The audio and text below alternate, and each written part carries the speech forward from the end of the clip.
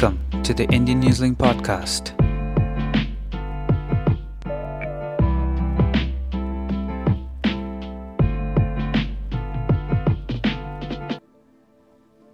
We have with us this afternoon Mallika Janakiraman, founder, director of Wahine Charitable Trust, a registered nutritionist, a community worker, and a person with amazing and inspiring compassion towards communities.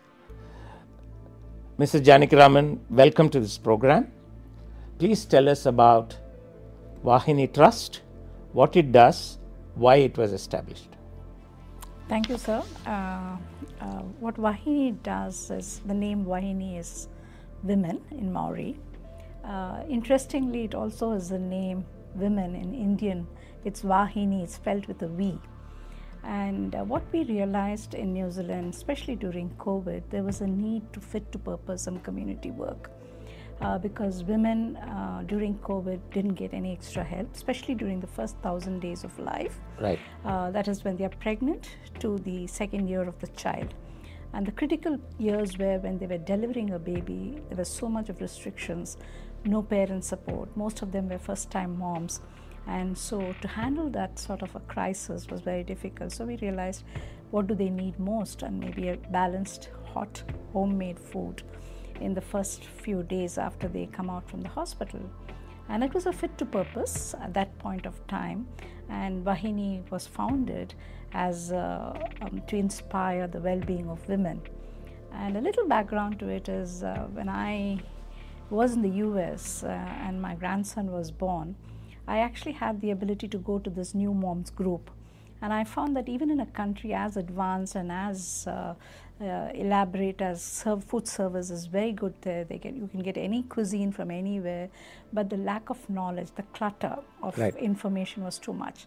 So we said maybe there's a need to combine good information, the right information with the right service, so that it sort of inspires women for their well-being at the time they need most, and also inspire other women to contribute to this When did cause. you start, and can you tell us how many people have benefited through this program of 1,000 days?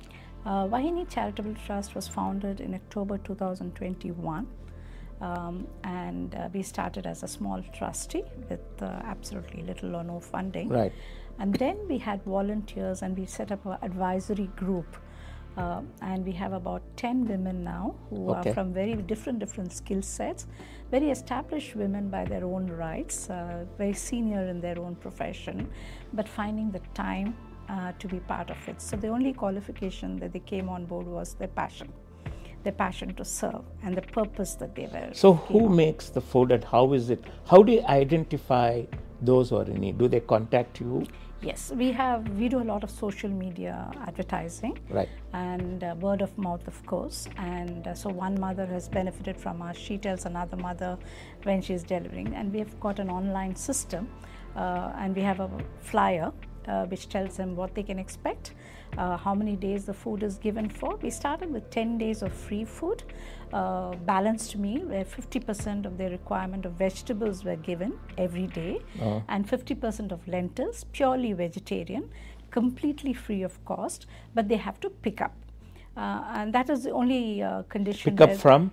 Wherever the volunteers are. So we have about 6 volunteers. So that's spread all over the city? It is. It is. So we find ways in which we can get, but in some very, very unique conditions where the woman has just delivered, it's a C-section. Right. She has a second child, husband has work to do, then the volunteers make an exception to go and deliver. But this is something which we found coming naturally to our volunteers. They are women with a heart and a soul, so they always say, no, we will go and deliver it. So we had 2 cases of cesarean where they really needed, very critical, and women went out of the way. How is this funded? Is the government or any other organization funding this, or is it coming out of your own personal finances? It started with no funding, and even now we didn't have much funding. It was done by our own thing. The volunteers. Volunteers. We had a small opportunity for women entrepreneurs who wanted to cook, but we said we'll give you $10 per meal to just take care of the ingredients Right. and not for the labor cost. And most women would enroll, and then they say, no, we don't want a penny because we feel so satisfied doing this. So they've actually, till date, not a single person has taken any money. It's remarkable. How many families or individuals would have been benefited since 2021? In New Zealand, the numbers are not large, but we have done about 20 moms so far. That's good. I mean, that means you have seen through the progress of 20 families. Families, yes. For 1,000 days. Not for 1,000 days, for 5 days. So it's about 10 meals for each mom, so about 200 meals so far. Okay. And since we have not sort of advertised too much without a funding, and also the capability of giving them food or picking up. So whenever there is a demand, we never say no. Whenever there's an ask, we never say no. We find a way to deliver, make the food for them. Is it right for us to assume that this is one of a kind service, or do you know of any other organization which provides a similar? I'm not talking about people who give away free food, but something which is specifically tailored to expectant moms or moms who have delivered. From an organizational point of view, from an NGO or a non-profit, I think we may be one of the only few, one, right? Or the only one. There are people who are friendly neighbors who would prepare for food and give it to them, but from a community organizational point of view, we may be. So obviously, newborn babies and new mothers, so to say, even if they are second or third child, they are still new mothers. Most of them are of Indian origin whom you service? Or? We look at Indian origin, primarily they are, but we also want to cater to the Indian subcontinent, which could be Sri Lankans, Bangladeshis, Nepalis, but we've not gone into that yet. But if there is an ask from anybody, it need not be so restricted.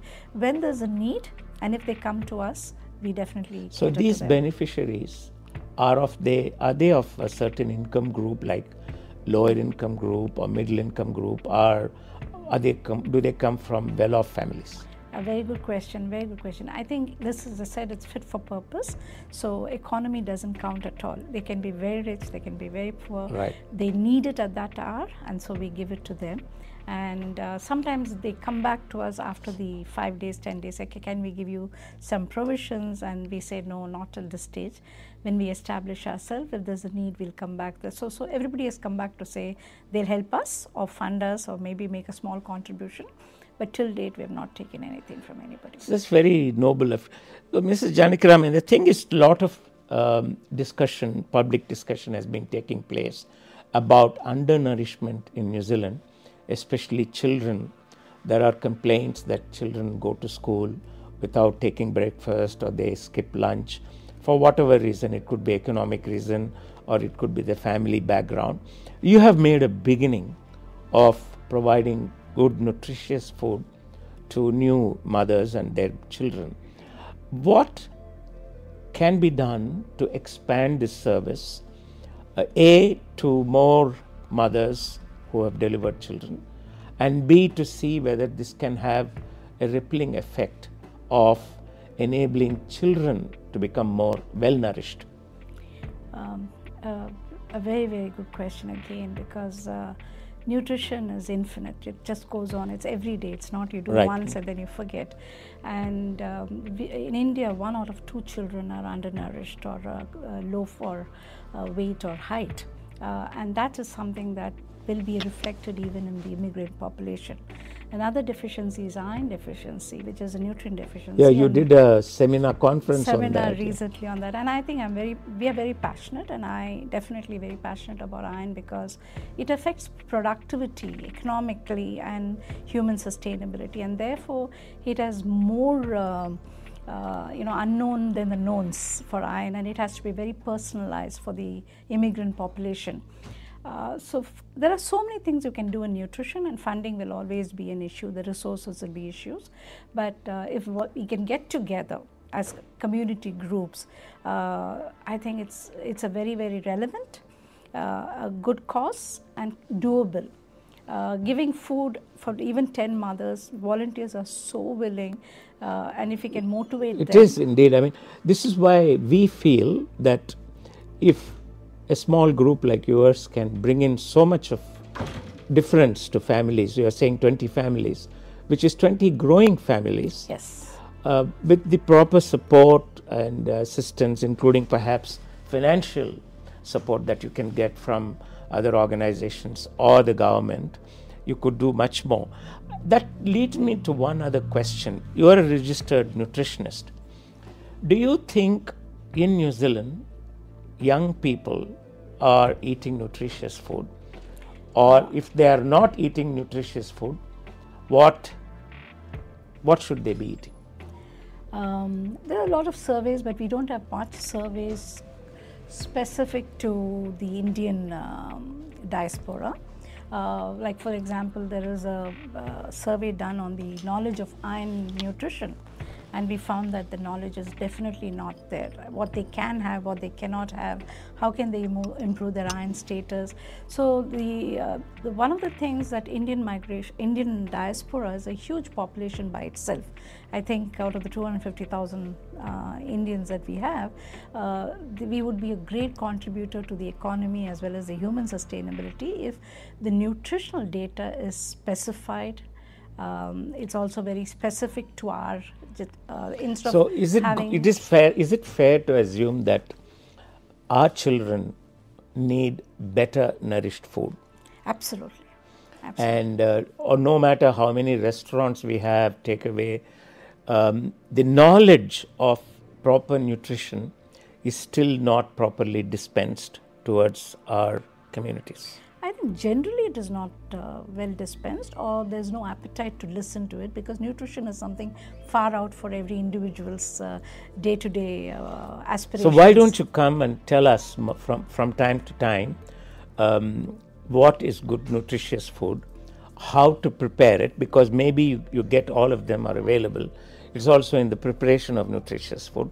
And you led the campaign about iron deficiency, and you had a week-long program which was highly successful.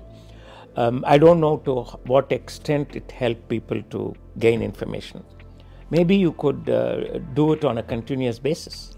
Yes, the iron one is going to be a yearly one, and it will also be in a couple of other cities, maybe Wellington at some stage, but not restricting ourselves just to iron, as you said, total nutrition.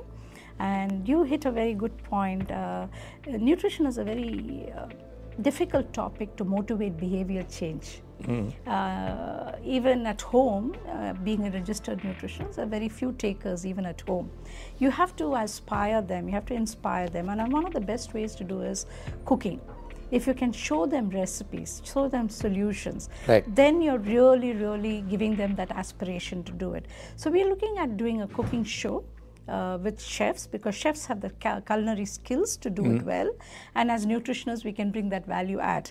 And tried one or two of those, and definitely we are trying to look at some recipes that are there for the first 1,000 days of life. And I say this first 1,000 days repeatedly because it is the critical window of opportunity for physical, mental, social and economic development for the family as well as for the child. You miss that opportunity, you never get it again.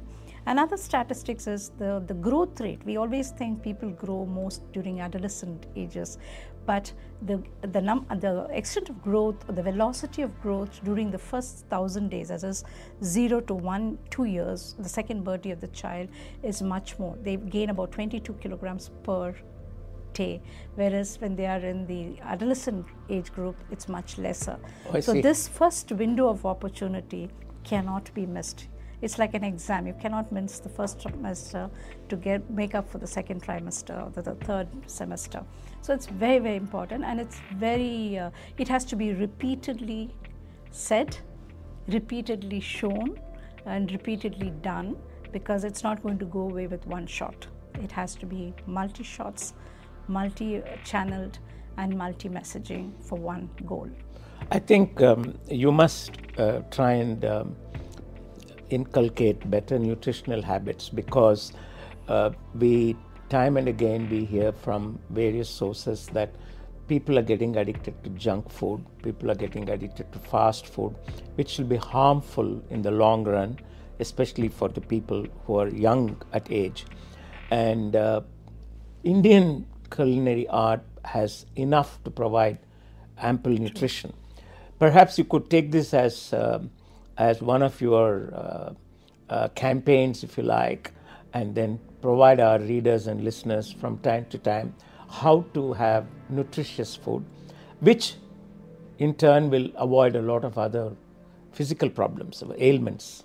The tips and tricks of culinary cuisine, Right. adding nutrition value. It's a great thing. Very interested, and we need to do it consistently. I think that's the thing. And how do you motivate people? And I come back to that point. Having been a nutritionist for the 40 years, I think my best experience has been in a corporate world where we were thinking of communication, programs, and engagements that actually make people at least change a bit. Even a small change is a big change. And one of the things that we used to do is actually talk to the media first, you know, and actually make them go through the journey themselves, as not as writers or editors, but ask them to go through the journey of nutrition, take their height, take their weight, take their BP, and then look at what they eat and give them an alternative, not taking away what they eat, because that's the worst thing that one can do, is saying what you've done is wrong, what you're eating is wrong. You cannot ever do that to any individual. So what we do is we see what they do, and then they say, for example, I have 3 parathas. Okay, can you do 2 parathas instead of 3? Or you can say maybe you have something which is low fat, fulkas, and maybe the last one can be a paratha, because the mind plays much more havoc than the body. So the moment you're deprived of a good food, which you think is good food, the perceived loss is much more than the real gain. So we have to make you understand. So that's how you have to influence the influencers. And very clearly the Indian diaspora should have a very specialized niche place in research, in policy, in programs. The nutritional guidelines are so different in New Zealand compared to the nutritional guidelines in India. If I come back to my favorite topic of iron, we need about 28 milligrams as a woman per day, whereas in New Zealand it would be about 18 or 19 if I remember correct. But anyway, that's the difference. The difference is we have non-veg, we eat meat, red meat here, whereas in Indians predominantly we are vegetarian. Indians have more tea or coffee every time as an inhibitor than we do it here. So these are the different factors. So when they come to New Zealand, what is it that they need to look at? What is it that they need to change? And what is it that they need to understand? And understand where they should go for these support services. And every new registered nutritionist, Indian nutritionists who are registered here, could be a great source of support for them to understand the cultural sensitivity and bridge the gap between the home they've left and the home they've come to, and therefore making nutrition much more easier. I think the one short session with you is not enough, because you have so much knowledge and so much information to share and make our communities better, because not only better informed but also better nourished. We have a passion to make our readers and our people, our communities, lead healthy lives and also nutritious lives. Perhaps we could have you on a regular basis talking to our readers and listeners. And finally, Mrs. Janakiraman, thank you for coming.